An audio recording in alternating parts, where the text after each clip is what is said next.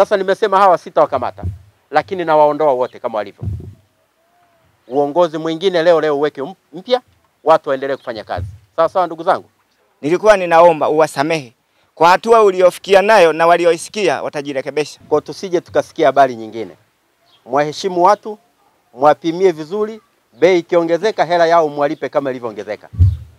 Tusikie mambo mengine tena. Mbegu zile zitakuwa zimeharibika na mwisho wa siku hata zikienda kupandwa hazitaweza kuota na kuleta tija inayostahili. Kwa hiyo sisi tuliopewa dhamana tulielekezana kuhakikisha kwamba tunazingatia ubora na tuwe tayari kuwa wakaguzi kwa kila kipengele. Kitendo ambacho kinasababisha pamba tunailima Tanzania bila kuangalia mkosi zetu,